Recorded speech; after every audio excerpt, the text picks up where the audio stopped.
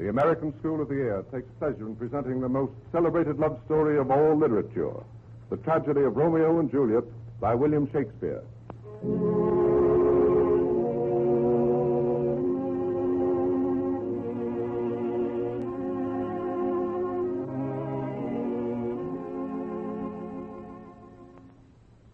In this special radio adaptation of Romeo and Juliet by William Shakespeare, the American School of the Air presents two of the most famous lovers and some of the most beautiful lines in the scroll of English literature. The scene is laid in the ancient city of Verona, where two of its noblest houses, the Montagues and the Capulets, have for generations been nursing a family feud. As the curtain rises, we find young Benvolio of the House of Montague and young Tybalt of the House of Capulet and their servants fighting on the streets of Verona. Old Montague and Capulet themselves, attracted by the clamor of the fray, attempt to join the fight when Aeschylus, Prince of Verona, rides up with the guard and disperses them. Aeschylus, enraged by this fresh outburst, threatens that if any of either family shall ever again disturb the peace, that man shall die. The crowd breaks up and goes its separate ways. Romeo plans with Benvolio to become an uninvited guest at a masquerade ball given at the House of Capulet. It is the night of the ball.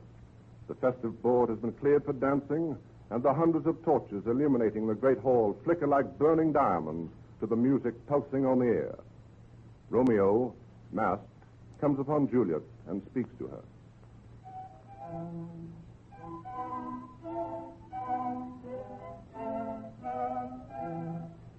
If I profane with my unworthiest hand this holy shrine, the gentle sign is this: my lips, two blushing pilgrims, ready stand to smooth that rough touch with a tender kiss. Good pilgrim, you do wrong your hand too much, which mannerly devotion shows in this. For saints have hands that pilgrims' hands do touch, and palm to palm is holy palmer's kiss. Have not saints lips, and holy palmers too? Aye, pilgrim, lips that they must use in prayer. Ah, then, dear saint, let lips do what hands do. They pray, grant thou, lest faith turn to despair. Saints do not move, though grant for prayer's sake. Then move not, while my prayer's effect I take. Thus from my lips, by yours, my sin is purged. Then have my lips the sin that they have took. Sin from my lips? Oh, trespass sweetly urged. Give me my sin again. You kiss by the book. Madam, your mother craves a word with you. I must away, sir. Rest you merry. What is a mother? Marry, bachelor. Her mother is a lady of the house, and a good lady, and a wise and virtuous. I nursed her daughter that you talked withal. Is she a Capulet? Oh, dear Count, my life is my foe's debt. Romeo, away, be gone. The sport is at the best. Come hither, nurse. What is yon gentleman, he that would not dance? I know not. Go, ask his name. If he be married, my grave is like to be my wedding bed. Juliet, his name is Romeo, and a Montague, the only son of your great enemy. My only love, sprung from my only hate.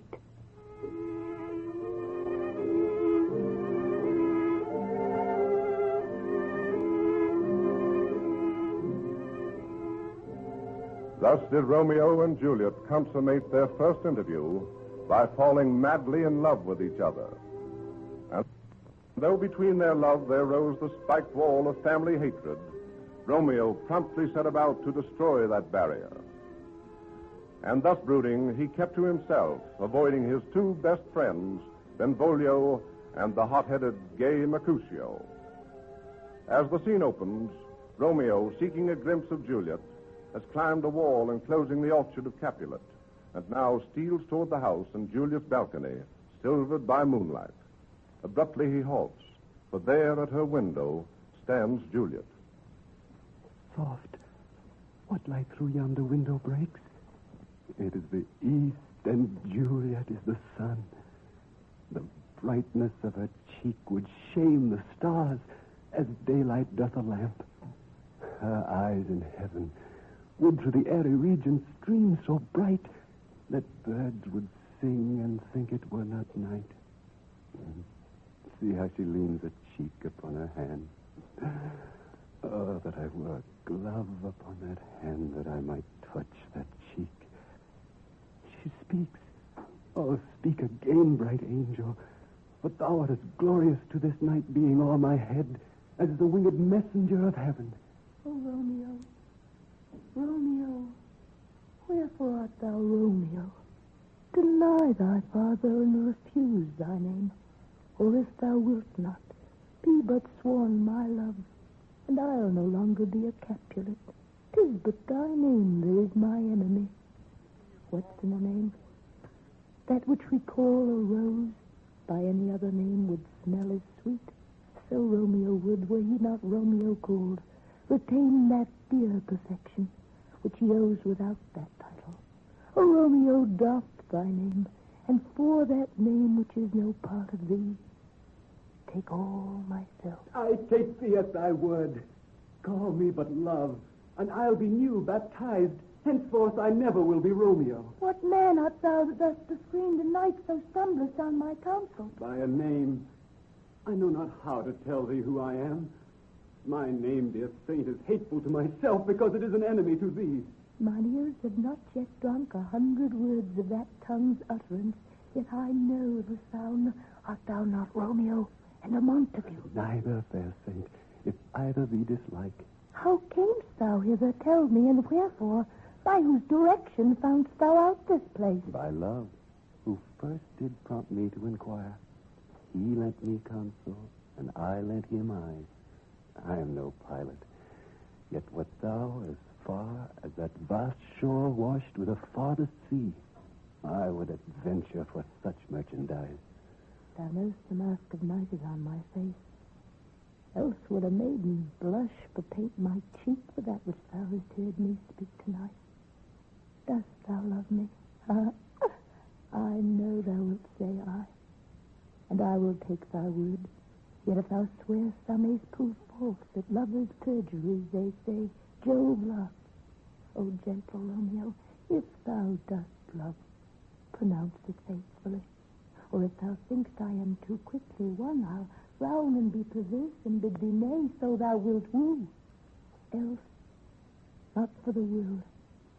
In truth, fair Montague, I am too fond, and therefore thou mayst think my behavior light, but trust me, gentlemen, I'll prove more true than those that have more cunning to be strange. I should have been more strange, I must confess, but that thou overheard still I was ware. My true love's passion.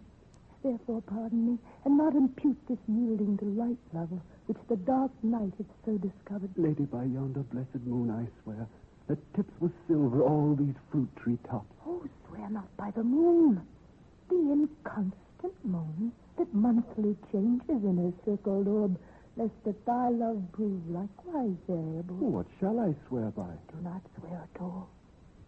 Or if thou wilt, swear by thy gracious self, which is the god of my idolatry, and I'll believe. If my heart's dear Do love... not swear. Although I joy in thee, I have no joy in this contract tonight. It is too rash, too unadvised, too sudden. Sweet. Good night. Good night. Juliet. Anon, goodness. Sweet Montague, be true. Stay but a little, and I'll come again. Oh, blessed, blessed night. I'm a feared being a knight. All this is but a dream. Too flattering sweet to be substantial. We live, dear Romeo, and good night indeed. If that thy bent of love be honorable, thy purpose, marriage. Send me word tomorrow by one that I'll procure to come to thee, where and what time they will perform the rites, and all my fortunes at thy foot I'll lay, and follow thee, my lord, throughout the world. Madam! I come anon, but if thou meanst not well, I do beseech. Madam! By and by I come to cease thy suit, and leave me to my grief. Tomorrow will I send. 1,000 times. Good night. 1,000 times the words toward thy light. Romeo. My dear. I have forgot why I did call thee back. Let me stand here till thou remember it. I shall forget to have thee still stand there, remembering how I love thy company. And I'll still stay to have thee still forget, forgetting any other home but this. 'Tis almost morning. I would have thee gone, and yet no further than a wanton's bird who lets it hop a little from her hand, so loving jealous of his liberty. I would thy bird. Sweet, so would I. Yet I should kill thee with much cherishing. Good night. Good night. Parting is such sweet sorrow that I shall say good night till it be morrow.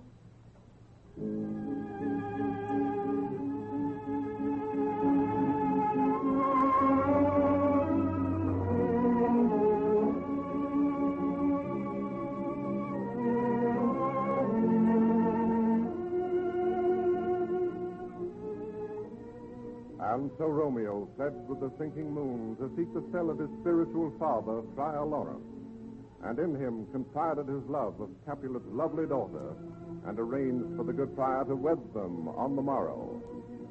And on the morrow did Friar Lawrence join in secret wedlock the son of Montague and the daughter of Capulet, Romeo and Juliet. While on the streets of Verona, hot-headed young Tybalt, Juliet's vengeful cousin, still smarting over Romeo's daring to appear in Capulet's house, sought Romeo everywhere. As the third act of Shakespeare's immortal drama opens, we find Tybalt inquiring of Benvolio and Mercutio Romeo's whereabouts. Suddenly, Romeo appears on the scene, and Tybalt turns from Romeo's friends to Romeo himself. Romeo, the hate I bear thee can afford no better term than this. Thou art a villain. Tybalt, the reason I have to love thee doth much excuse the appertaining rage to such a greeting. Villain am I none. Therefore, for well, I see thou knowest me not. Boy, this shall not excuse the injuries that thou hast done me. Therefore, turn and draw. I do protest I never injured thee, but love thee better than thou canst devise, till thou shalt know the reason of my love. And so, good Capulet, which name I tender as dearly as my own, be satisfied. Oh, calm, dishonorable, vile submission. Tybalt, you rat-catcher, will you walk? What wouldst thou have with me? Good king of cats, nothing but one of your 9 lives. I'm for you. Gentle Mercutio, put thy rapier up. Hurry your paparo. Draw, Benvolio. Beat down their weapons. Gentlemen, for shame. Forbear this outrage. Tybalt, Mercutio. The prince expressly has forbidden banding in Verona streets.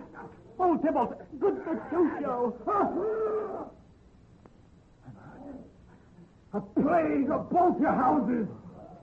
I'm spared. Is he gone and has nothing? Where's my page? Go, villain. Fetch a surgeon. Courage, man. The hurt cannot be much. No, it is not so deep as a well, nor so wide as a church door, but 'tis enough. 'Twill serve. Ask for me tomorrow, and you shall find me a grave man. I'm peccadile one for this world.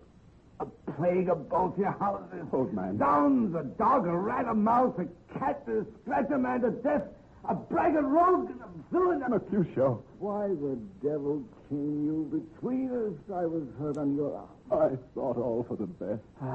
Help me into some house, Benvolio. I shall faint. A plague of both your houses. They've made worms meat of me. I had it. And sound, too. Your house. Tybalt, that an hour hath been my kinsman. Oh, sweet Juliet, thy beauty hath made me effeminate, and in my temper softened valor steel. Oh, Romeo, brave Mercutio is dead. This day's black fate on more days doth depend. This but begins the woe, others must end. Oh, here comes the furious Tybalt back again. Alive, in triumph, and Mercutio slain. Now, Tybalt, Mercutio's soul is but a little way above our heads. Staying for thine to keep him company. Thou wretched boy that did first consort him here, shalt with him hence. This shall determine that. Keep down your sword!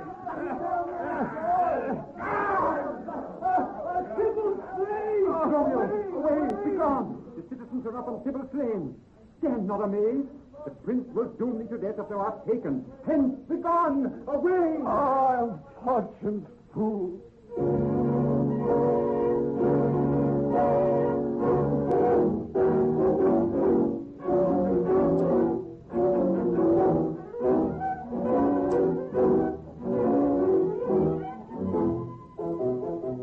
And fortune's fool was he in truth, this son of Montague. For now was he banished by the Prince of Verona from the city on pain of death, banished from his dear love and bride, Juliet. Romeo found temporary refuge in the cell of his confessor, Friar Lawrence, where, stricken by grief, he feared Juliet's love has turned to hate by his killing of her cousin, Tybalt. But Juliet, after the first shock of grief, sent her nurse to Romeo's hiding place, bidding him come to her that night at their rendezvous in her chamber, ere he leave for Mantua and exile. He speeds to her side, and the happy hours swiftly pass.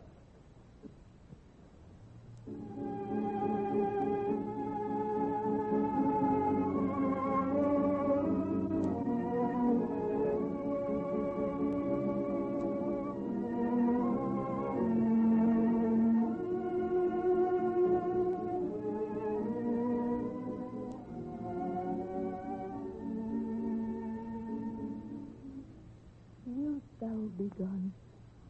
It is not yet near day.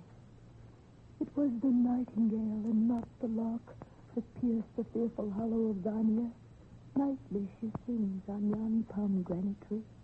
Believe me, love, it was the nightingale. It was the lark, the herald of the morn, no nightingale. Look, love, what envious streaks do lace the severing clouds in yonder east. Night's candles are burnt out, and jocund day stands tiptoe on the misty mountain tops.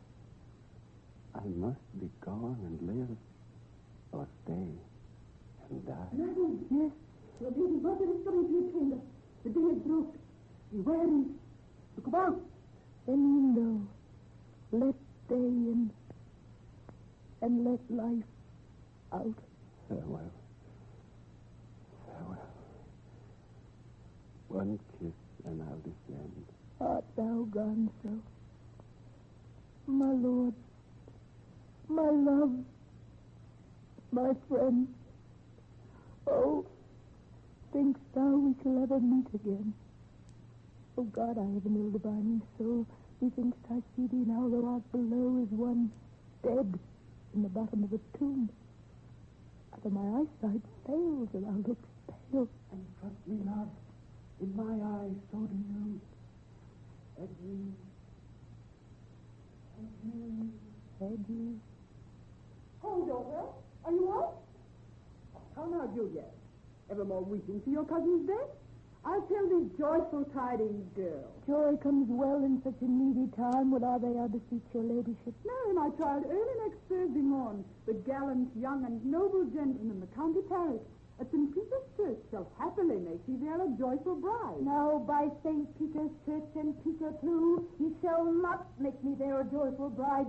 I wonder at the taste that I must wed ere he that should be husband comes to woo. I pray you tell my lord and father, madam, I will not marry it. Here comes your father. Tell him so yourself and see how he will take it at your hands. How now, wife? Have you delivered to her our decree? Aye, sir, but she will none. She gives you thanks. I wish the fool were married to her grave. How now, what is this? Thank me, no thanking. But settle your fine joints against Thursday next to go with Paris to the Peter's Church, or I will drag thee on a hurdle thither. Good father, I beseech you on my knees. Hear me with patience, but to speak a word. Hang thee, young baggage, disobedient wretch. I tell thee what, get thee to church on Thursday, or never art to look on me again.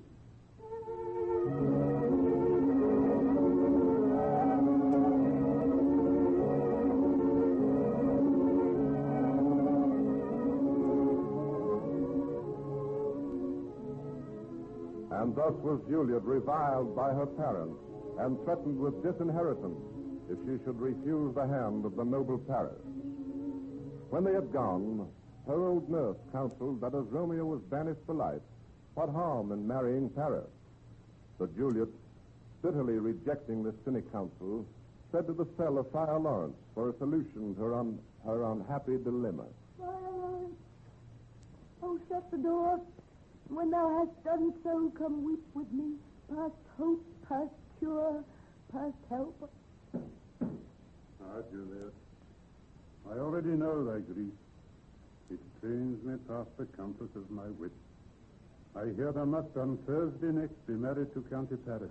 Tell me not, Friar, how that thou hearest of this, unless thou tell me how I may prevent. Be not so long to speak. I long to die, but thou speakst. Speak not of remedy. Oh, daughter, I do spy a kind of hope, which craves as desperate an execution as that is desperate which we would prevent. And if thou darest, I'll give thee remedy. Oh, bid me leap, rather than marry Paris from off the battlements of yonder tower. Hold then, tomorrow, let not my nurse lie with thee in thy chamber. Take thou this vial. Being then in bed, this distilled liquor drink thereof, when presently through all thy veins shall run a cold and drowsy humor. For no pulse shall keep his native progress, but surcease.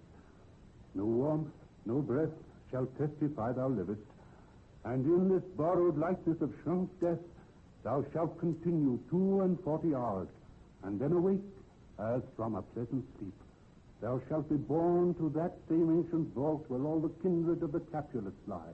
In the meantime shall Romeo by my letters know our drift, and hither shall he come. Give me, give me. Hold, get you gone.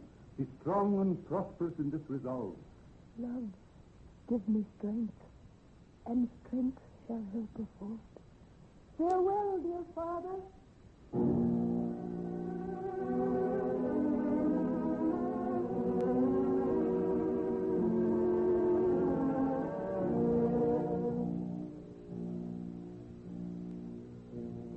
And so was the brother friar sped by Friar Lawrence to nearby Mantua to acquaint Romeo of his scheme, while Juliet returned to her parents with a smiling face, gave consent to their desires, and bade them speed the wedding feast.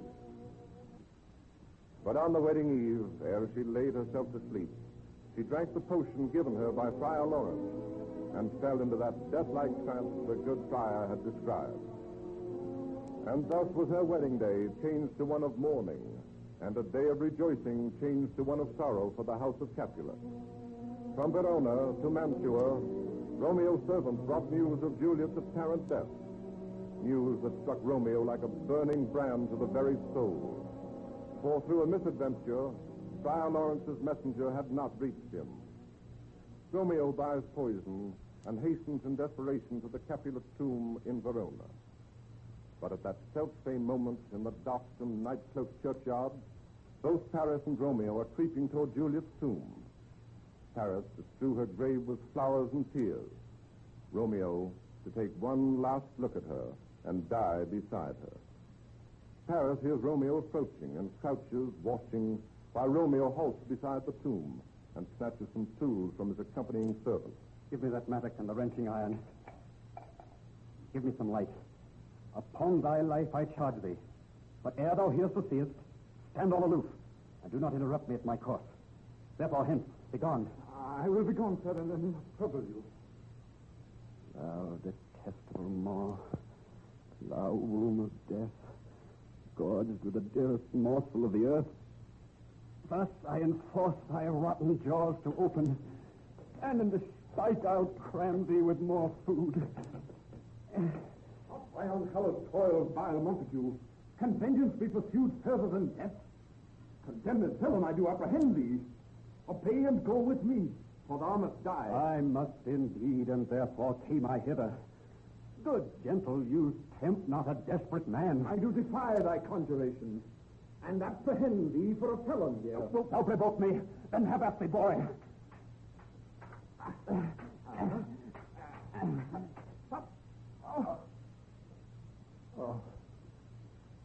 I'm slain. If thou be merciful, open the tomb. Lay me with Juliet. Let me peruse this face. The noble County Paris. Oh, give me thy hand. I'll bury thee in a triumphant grave. Here lies Juliet, and her beauty makes this fault a feasting presence full of light. Oh, my love, my wife! Death, that has sucked the honey of thy breast, hath had no power yet upon thy beauty. Oh, here will I set at my everlasting rest, and shake the yoke of unauspicious stars from this world-wearied flesh. I look your last. Arms take your last embrace. And lips, oh, you the doors of breath, seal with a righteous kiss a dateless bargain to engrossing death. Come, bitter conduct. Come, unsavory guide. Thou desperate pilot, now at once run on the dashing rocks, thy seasick weary bark. There's to my love.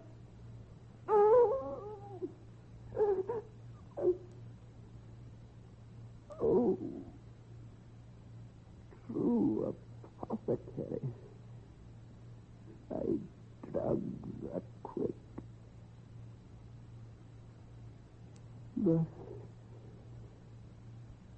Thus the kiss, I die. Infamous be my steed. Alack, what blood is this? What mean these masterless and gory swords to lie discolored by this place of peace? Romeo!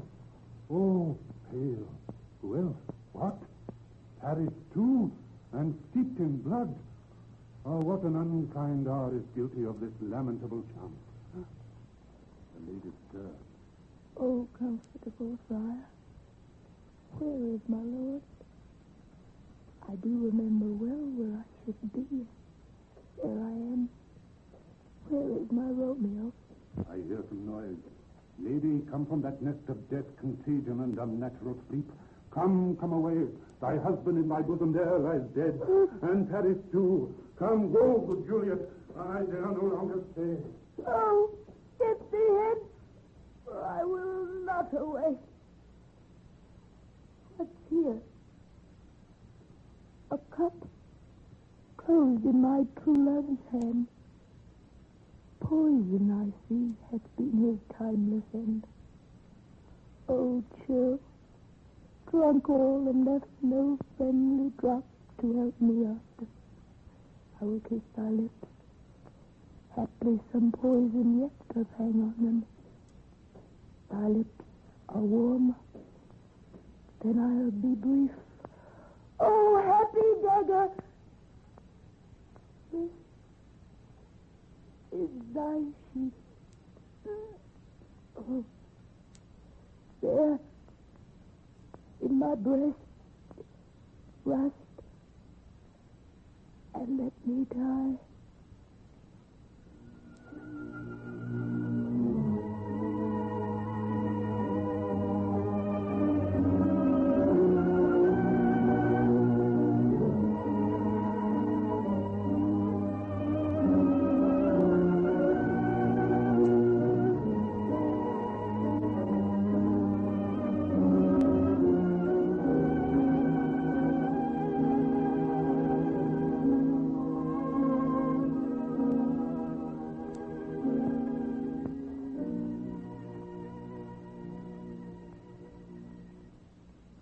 The American School of the Air has just presented an adaptation of William Shakespeare's immortal story, Romeo and Juliet. The next adaptation of Shakespeare will be The Taming of the Shrew. Tomorrow, the American School of the Air presents their geography broadcast on Denmark. Further information about programs will be found in the Teacher's Manual and Classroom Guide, copies of which may be procured free of charge by writing to the American School of the Air, 485 Madison Avenue, New York City, New York.